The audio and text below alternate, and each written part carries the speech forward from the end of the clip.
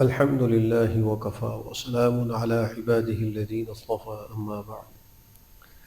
فعن أبي هريرة رضي الله عنه قال قال رسول الله صلى الله عليه وسلم: إذا دخل رمضان فتحت أبواب الجنة وغلقت أبواب جهنم وسلسلت الشياطين، وفي رواية أبواب الرحمة. رواه البخاری والمسلم۔ حضرت ابو ہریرہ رضی اللہ عنہ سے روایت ہے کہ رسول اللہ صلی اللہ علیہ وسلم نے فرمایا کہ جب رمضان آتا ہے تو جنت کے دروازے کھول دیے جاتے ہیں اور دوزخ کے دروازے بند کر دیے جاتے ہیں اور شیاطین جکڑ دیے جاتے ہیں، اور ایک روایت میں بجائے ابواب الجنہ کے ابواب الرحمہ کا لفظ آیا ہے۔ اسلام کے فرائض میں ایک اہم ترین فریضہ وہ روزہ بھی ہے۔ اس حدیث شریف میں رمضان المبارک کی ایک فضیلت اور ایک اس کی برتری دیگر مہینوں پر جو اس کو حاصل ہے ذکر کی گئی ہے۔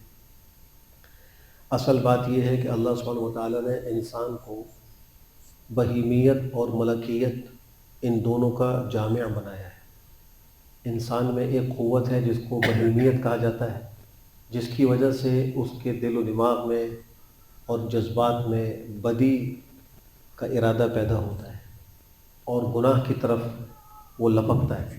یہ اس قوت بہیمیہ کی وجہ سے ہوتا ہے۔ ایک قوت ملکوتیت ہے، اس کو بھی اللہ نے انسان کے اندر رکھا ہے، جس کی وجہ سے اس کے دل میں نیکی کا جذبہ پیدا ہوتا ہے، طاعات میں، عبادات میں اس کا دل لگتا ہے۔ کامیابی انسان کو اس وقت ملتی ہے جب وہ قوت ملکوتیت کو قوت بہیمیت پر غالب کر لے۔ قوت بہیمیت مغلوب ہو جائے، قوت ملکوتیت غالب ہو جائے تو پھر انسان کامیاب ہوتا ہے، اور اگر اس کے برعکس معاملہ ہو تو یہ انسان کی ناکامی ہے۔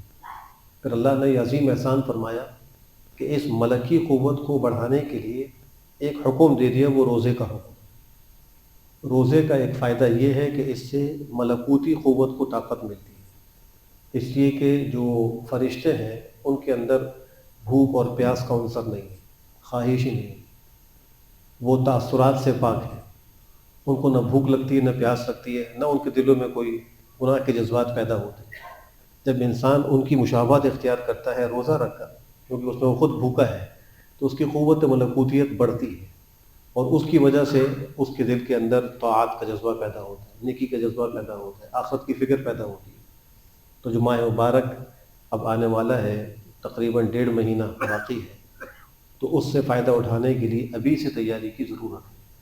ایک تو دعا خوب مانگی جائے کہ اللہ ہمارے رجب اور شعبان کے مہینے میں برکتیں نازل فرمائے، ہمیں اللہ خیر و عافیت سے رمضان المبارک تک پہنچائے، یہ اللہ سے دعائیں بھی کرنی چاہیے، اور منصوبہ بندی کے تحت رمضان المبارک کو اچھے طریقے سے گزارنے کا اہتمام اور فکر کرنا، یہ بھی ہر مسلمان کی ذمہ داری ہے کہ پورے سال میں 1 مہینہ اللہ ہمیں عطا فرما رہے ہیں جو اللہ چاہتے ہیں کہ بندہ میرے لیے گزارے۔ 11 مہینے اس نے اپنے لیے گزار لیے، اب 1 مہینہ میرے لیے گزارے۔ اللہ کے لیے اگر مہینہ گزارنا ہے تو اس کے لیے تیاری کرنی ہوگی، اس لیے اس ماہ مبارک کے آنے سے پہلے اللہ ہم سب کو اچھی تیاری کی توفیق نصیب فرمائے۔ الحمدللہ۔